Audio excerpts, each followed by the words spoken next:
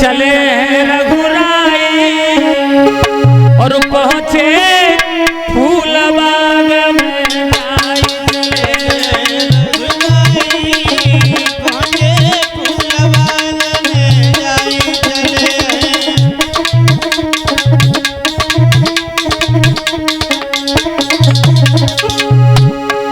आज भगवान श्री राम जनक के फूल बाग में पहुंच गए हैं। कब पहुंचे? कुआर की पूर्णमासी के दिन। पुराने वाले परीक्षित और नए वाले दो एक ही पास बैठो भरा एक साथ साथ। अरे थी वो कुआर की पूर्णमासी, कुआर की पूर्णमासी, जा दिन रुके अवधपुरवासी, जा दिन रुके अवधपुरवासी। खुशी दिल में छाई पहुंचे फूल बाग में जाई रघुराई पहुंचे फूल बाग में जाई चले।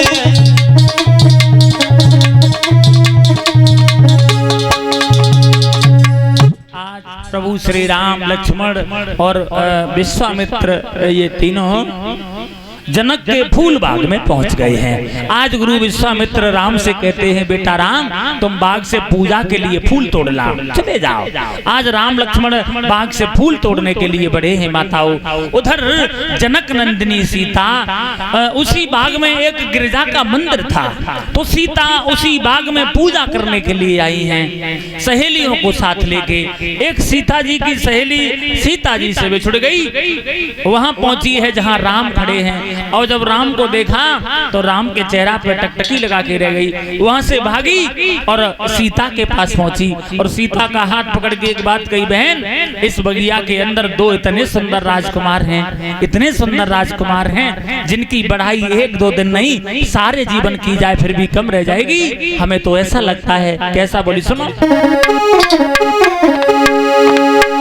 सुनो बहना राम बगिया में,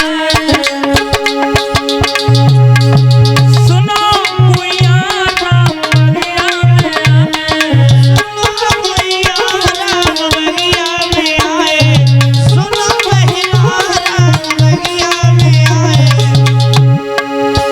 आज वो सीता जी की सहेली भगवान श्री राम के बारे में समझा रही है। कहा बहन इस बगिया के अंदर दो इतने सुंदर राजकुमार हैं, इतने सुंदर राजकुमार हैं जिनकी बढ़ाई एक दो दिन नहीं सारे जीवन की जाए फिर भी कम रह जाएगी। हमें तो ऐसा लगता है। कैसा? सुनो बहना राम बगिया में, सुनो गुइया राम बगिया में आए, सुनो यानी राम बगिया में आए। बगिया में आए खुला बगिया में आए, सुनो रे आली राम बगिया में, सुनो बहना राम बगिया में आए, सुनो रे भैया राम बगिया में आए, सुनो रे आली राम बगिया में आए। अब वो सीता जी की सहेली अब सीता जी को साथ लेके वहीं पहुंच गई जहां राम खड़े हैं। अब राम ने सीता को देखा और सीता ने राम को देखा। तुलसीदास जी को मौका मिल गया। तुलसीदास जी रामायण में बोल पड़े कि देखी राम छवि सिया माती अटकी, और सिया छवि देखी राम माती भटकी।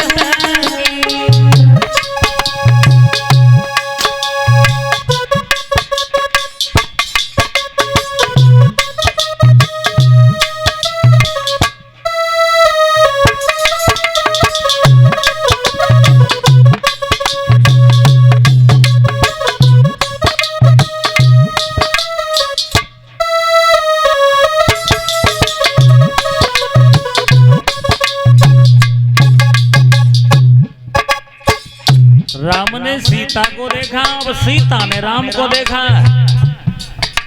अब दोनों एक दूसरे की तरफ देख रहे हैं, पलक भी नहीं चला रहे हैं। और जब पलक नहीं चला रहे हैं, लक्ष्मण जी पास में खड़े थे, सोचने लगे भैया को क्या हो गया, ये तो पलक भी नहीं चला रहे। तुलसीदास जी कह रहे हैं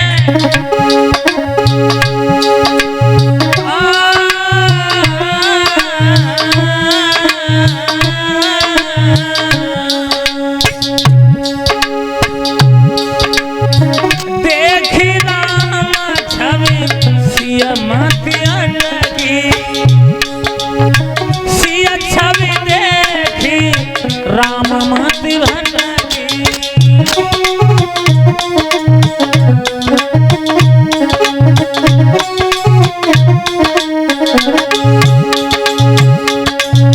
अब एक दूसरे की तरफ दोनों देख रहे हैं, पलक भी नहीं चला रहे हैं। उन दोनों की दशा वो हो गई है जैसे किसी गूंगा आदमी को मिठाई खिलाई जाए, बाद में पूछ लिया जाए इसका टेस्ट कैसा रहा, अगर अच्छी लगी होगी तो मुस्कुरा सकता है, बता कुछ नहीं सकता है। आज सीता जी माँ भवानी के मंदिर में गई हैं, माँ भवानी की पूजा की है, माँ भवानी ने आशीर्वाद दिया है, सीते तुम जिसे दिल से चाहोगी वही भगवान भूतनाथ के धनुष को तोड़ पाएगा। आज सीता जी वो वरदान लेने के बाद अपने नगर में पहुंच गई हैं। उधर महाराज जनक ने देखा है कि ऋषि विश्वामित्र के साथ राम और लक्ष्मण भी हमारे बाग में मौजूद हैं, तो बड़े आदर सम्मान के साथ इन तीनों को जनकपुरी में बुलाया गया है। और जब जनकपुरी में बुलाया गया तो तुलसीदास जी ने फिर लिख दिया, रंग भूमि जब सिय पगुधारी और रूप देखी मोहे नर नारी। तुलसीदास जी कह रहे हैं इस चौपाई का अर्थ है सीता जी ने जब रंग भूमि में कदम रखा तो सीता जी को देखकर सभी जनकपुर की स्त्रियां और पुरुष मोहित हो गए। लेकिन भाई तुलसीदास एक जगह ये कह रहे हैं कि मोहे नारी नारी के रूपा पन्नगान यही रीति रूपा।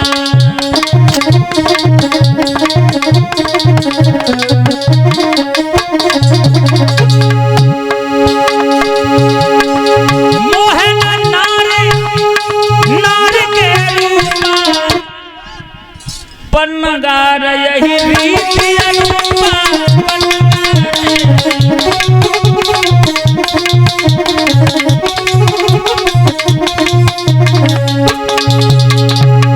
ध्यान रखना भक्तजनों, तुलसीदास जी कह रहे हैं स्त्री को देख के कभी मोहित नहीं होती, तो सीता जी को देख के कैसे मोहित हो गई। और ये सच है माताओं, स्त्री को देख के कभी मोहित नहीं होती है। और तुम लोगों को अगर विश्वास न हो तो शाम को घर पर जाना और फिर किसी दूसरी स्त्री की बड़ाई करने लग जाना, फिर देखो शाम को भोजन में मिल जाए, फिर यही कहेंगी वहीं चले जाओ, काय को आए जा वहीं खाना।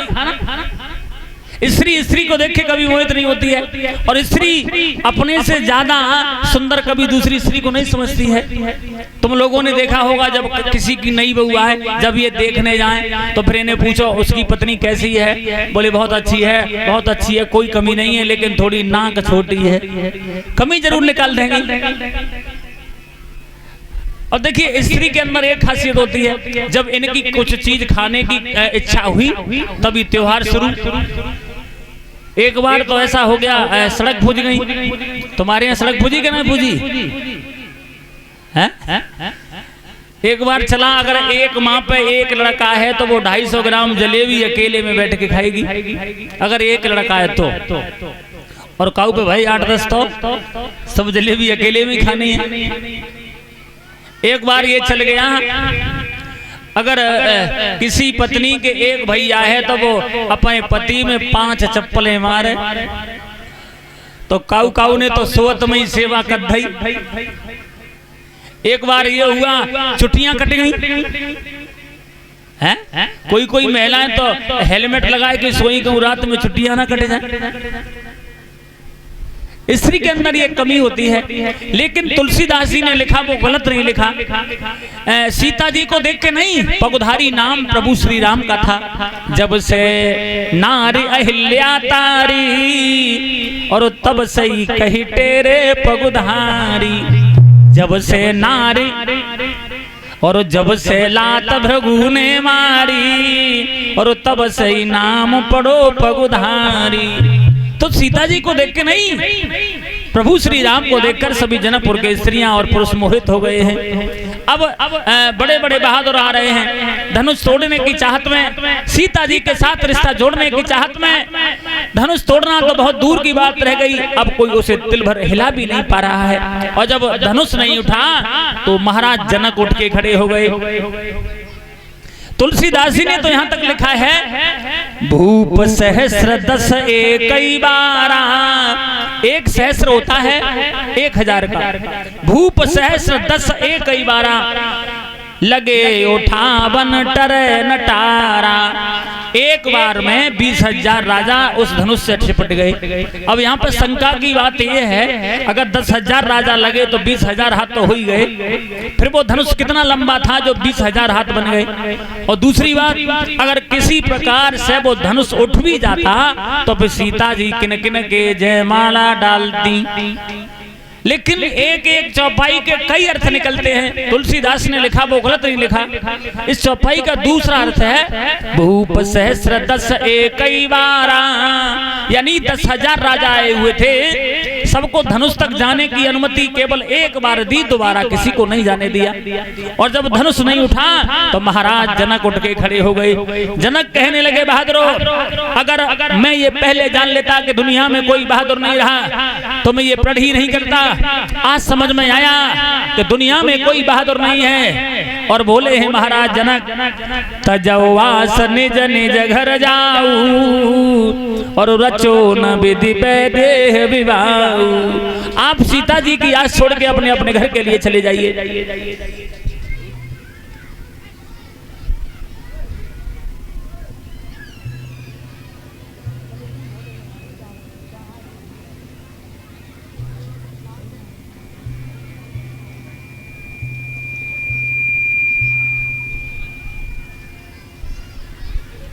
परीक्षित महाराज,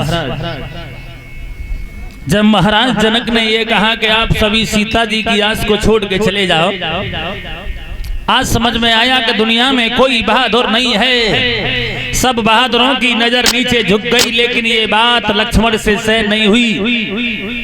लक्ष्मण उठ के खड़े हो गए, कहने लगे, जनक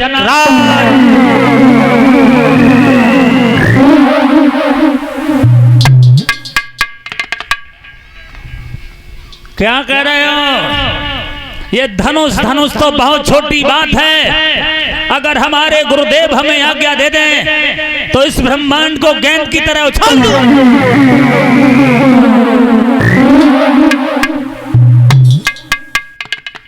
बोले हैं लक्ष्मण,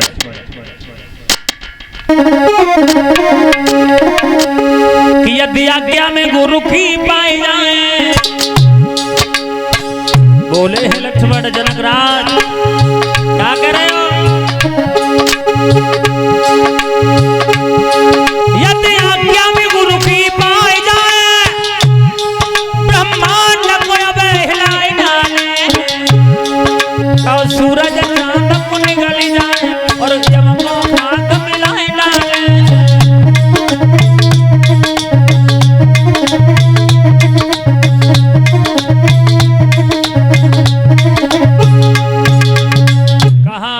धनुष तो बहुत छोटी बात है। अगर हमारे गुरुदेव हमें आज्ञा दे दे तो इस ब्रह्मांड को गेंद की तरह उछाल दूं। सब बहादुरों की नजर लक्ष्मण के चेहरा पे टकटकी लगा के रह गए। बहादुर सोचने लगे, बाजी वाह, जरा सा बालक और इतनी बड़ी बात। अब यहाँ पे भी शंका है, क्या लक्ष्मण जी सीता जी के साथ शादी करना चाहते थे? नहीं। लेकिन बहादुर मर सकता है, कभी इस प्रकार की बातें नहीं सुन सकता है। आज विश्वामित्र खड़े हो गए, कहने लगे, लक्ष्मण बैठ जाओ, बैठो, ये तुम्हारा काम नहीं है। विश्वामित्र कहने लगे, बैठो लखन खामोश, ये काम तुम्हारा है नहीं, वृथा बढ़ाते जोश। ये आपका काम नहीं है, बैठ जाओ। राम से कहा, राम खड़े हो जाओ, जनक के संताप को दूर करो। आज प्रभु श्री राम खड़े हो गए हैं। धनुष तोड़ने के लिए जब आगे बढ़े तो बहादुर सोचने लगे, चिड़िया चली पहाड़ उठाने, चले हैं प्रभु श्री राम।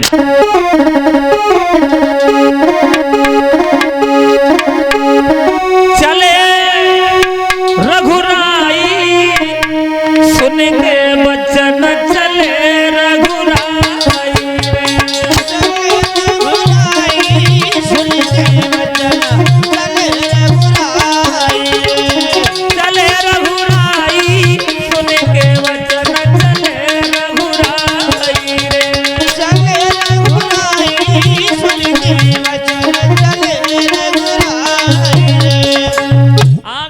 प्रभु श्री राम। और ऐसा ही नहीं, अरे सुन के बचन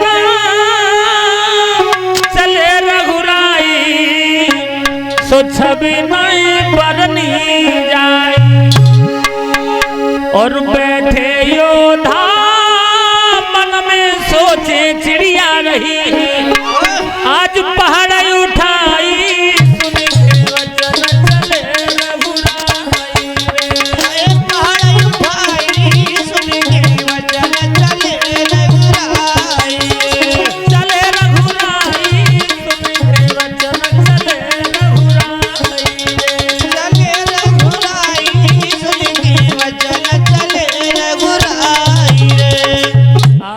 श्री राम धनुष के पास पहुंच गए। दोनों हाथ जोड़ के पहले धनुष को प्रणाम किया।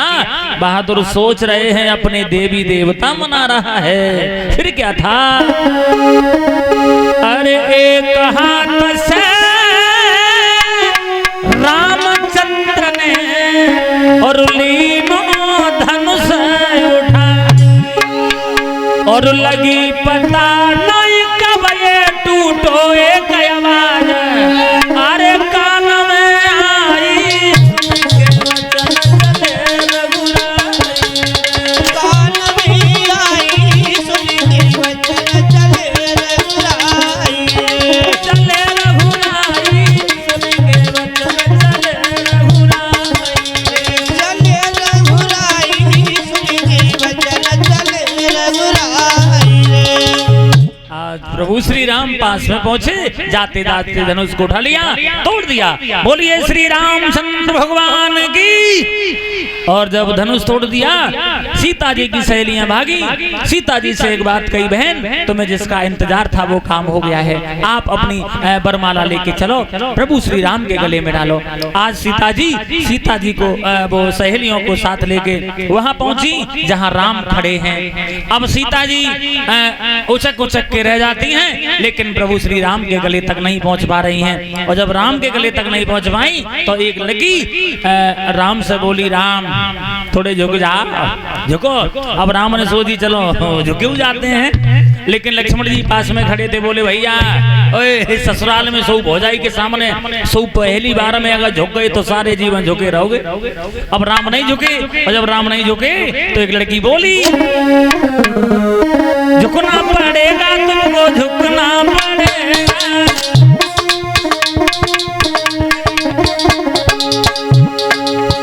झुकी गईयो लला रघुवीर, लली मेरी वारी है, झुकी गईयो रघुवीर, लली मेरी वारी है, झुकी गईयो कनक रघुवीर, लली मेरी वारी है, झुकी गईयो कनक रघुवीर, लली मेरी वारी है। अब लड़कियां कहती रही, लेकिन राम नहीं झुके। और जब राम नहीं झुके, एक लड़की लक्ष्मण से बोली, क्यों लक्ष्मण, अगर तुम्हारे पास कोई अकल हो तो तुम ही करो, कोई इंतजाम करो। लक्ष्मण जी बोले, हाँ अगर पहले हमसे कही होती तो कब की जयमाला पहन गई होती। अब लक्ष्मण ने माताओं सबके सुना के एक बात कही, भैया ने कितना बड़ा काम कर दिया और हमने पैर भी नहीं छुए। आज लक्ष्मण प्रभु श्री राम के पैरों में गिर गए, उठे ही नहीं। और जब नहीं उठे तो राम ने झुक के उठाया, सीता जी को मौका मिल गया, वो जयमाला प्रभु श्री राम के गले में डाल दी। बोलिए सियावर रामचंद्र भगवान की। इस तरीका से सीता जी की वो जयमाला प्रभु श्री राम के गले में पहुंची है। अब महाराज जनक ने नाई और पंडित को अयोध्या में भेजा है और जब अयोध्या में खबर पहुंची है तो महाराज दशरथ बारात सजाते हैं। बारात लेके महाराज दशरथ जनकपुरी में आते हैं और राम का ही नहीं बल्कि चारों भाइयों का विवाह जनकपुरी से ही हुआ था। राम का विवाह तो सीता के साथ हुआ था और भरत का विवाह मांडवी के साथ हुआ और लक्ष्मण का विवाह उर्मिला के साथ हुआ। शत्रुघ्न का विवाह श्रुतकीर्ति के साथ में हुआ है। चारों भाइयों का विवाह हुआ और जब चारों भाइयों का विवाह हुआ है बराती लोग जब भोजन करने बैठे हैं तो आजकल से ही नहीं, ये परंपरा पहले से चली आ रही है अकबती जी। जो गाली वाली परंपरा है, जो आजकल महिलाएं गीत गाती हैं, जो गाली गाती हैं, लेकिन इतना है पहले आजकल जैसी गाली नहीं गाई जाती थी जैसे आजकल गाई जाती हैं। हो सकता है पहले इतनी पढ़ी लिखी महिलाएं नहीं होंगी इसलिए आजकल जैसी गाली नहीं गाई जाती थी। आजकल पढ़ी लिखी महिलाएं हैं, पढ़ा लिखा समाज है इसलिए पढ़ी लिखी गाली गाई जाती है। ये कोई गाली है कि मेरे समधी की दुर्बल देह अलबेली लागे समझनिया समझनिया मेरे समधी की दुर्बल देह अलबेली लागे समझनिया अरे समझनिया पहले ऐसी गाली नहीं गाई जाती थी। जनकपुर की लड़कियां स्त्रियां भगवान श्री राम से कह रही हैं, राम तुमसे नित आवे मेहमान। इस गाली के दो अर्थ हैं, तुमसे नित आवे यानी तुम कोई नए नहीं आए हो। दूसरा अर्थ है अगर तुम जैसे ही आते रहे यानी तुमसे नित आवे, अगर आप जैसे ही आते रहे तो हमारा जीवन बन जाएगा। कि तुमसे नित आवे मेहमान हमारे घर हरे हरे हमारे घर विद्या के धनी तुमसे नित आवे मेहमान हमारे घर हरे हरे हमारे घर विद्या के धनी तुमसे नित आवे मेहमान।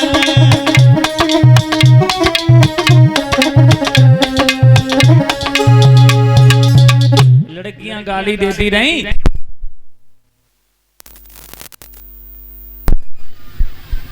लेकिन बारात की तरफ से कोई नहीं बोला और जब कोई नहीं बोला एक लड़की बोली कायरी ऐसी गाली गा जो इन्हें बोलते ही बने। दूसरी बोली तू ही गायल है। अब वो लड़की उठ के खड़ी हो गई और लक्ष्मण से बोली, लक्ष्मण तुम्हारी अवधपुरी में क्या होता है, क्या होता है? बोले सुनो, न पीर से होते न तकदीर से होते, उस अवधपुरी में लड़का पैदा खीर से होते, उस अवधपुरी में लड़का पैदा खीर से होते।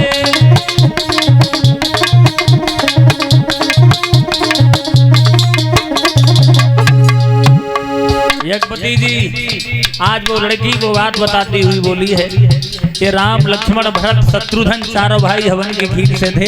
वो बात कहती हुई लड़की बोली, न पीर से होते न तकदीर से होते, उस अवधपुरी